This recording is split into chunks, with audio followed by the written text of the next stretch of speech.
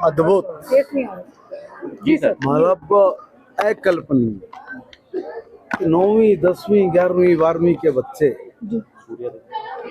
कितने विकसित हो गए हैं। अब हम लोग ये नहीं कह सकते कि आज का छात्र कल का नागरिक है। आज इन्होंने साबित कर दिया कि आज का छात्र आज का नागरिक है, और आज के नागरिक होने के नाते मैं बेरोजगार नहीं रह सकता। अगर करने की दृढ़ इच्छा संकल्प शक्ति हो, अभाव में भी इन बच्चों ने वो काम करके दिखाया है जो शायद ही बिरले बच्चे कर सकते हैं। सरकारी स्कूल में इस तरह से बच्चों के हुनर को जो हमारे टीचर गढ़ रहे हैं, उनको एक सफल व्यवसायी बना रहे हैं, उनको स्टार्टअप शुरू करने के लिए प्रेरित कर रहे हैं। मैं ऐसे अपने सभी श्रेष्ठ गुरुजनों को वंदन करता हूं कि आपकी मेहनत का नतीजा है कि सरकार ने जो पॉलिसी बनाई, जो योजना लेके आए, उसको जमीन पर पूरी तरह से उतारा है।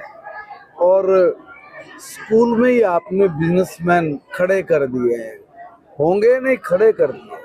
मैं एक एक बच्चे से, एक एक बच्ची से पूछ रहा था, तो आपने भी उनको रिकॉर्ड किया। इतना सफल इनका कार्य करने का तरीका है कि एक टॉप बिजनेसमैन जो है वो भी एक बार दांतों तले उंगली दबाएगा कि इतने छोटे छोटे बच्चे, और वो बता रहे हैं कि हमने 40,000 रुपये का सेल किया, 50,000 का सेल किया, हमने इतना प्रॉफिट कमाया।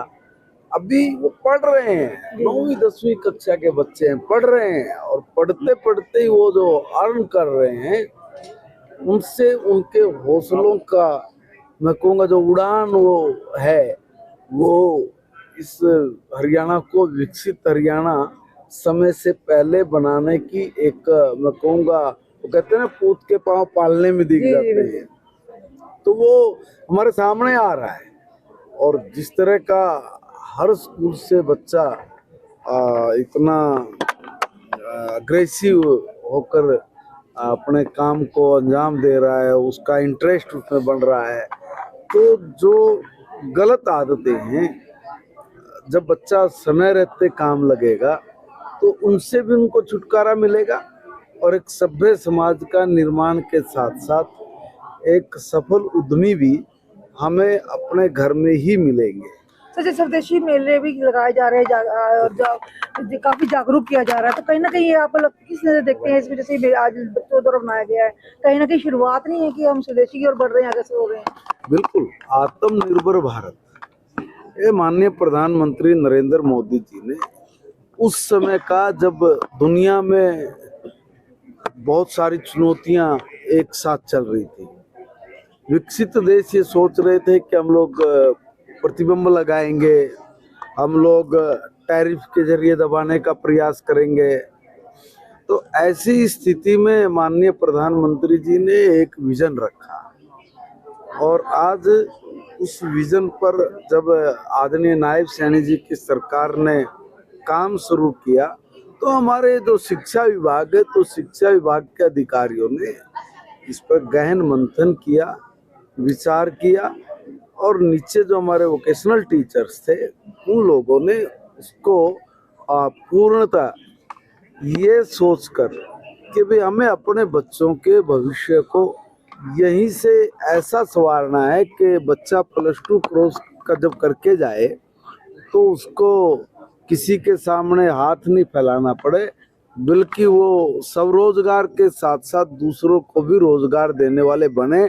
और ये मेला देख के, ये प्रदर्शनी इनकी देख के, ये इनका हुनर देख के, इनका टैलेंट देख के, उनके बात करने के जो मार्केटिंग के जो तरीके हैं कि वे कैसे आप मार्केटिंग करेंगे, उस हुनर को देख के मैं दावे से कह सकता हूँ कि हरियाणा नंबर 1 पर अपना ये जो माननीय प्रधानमंत्री जी की सोच वाला मिशन है, ये नंबर 1 पे रहेगा। और बहुत सक्सेस ये मैं कहूँगा एक आयोजन यहाँ पर है, और बच्चों की प्रतिभा का प्रगटीकरण वो कैसे है वो आप सब ने देखा है। वोकेशनल टीचर्स ने भी अभी आपको एक ज्ञापन भी दिया है डिमांड से। मेरे हाथ में है। हाँ जी।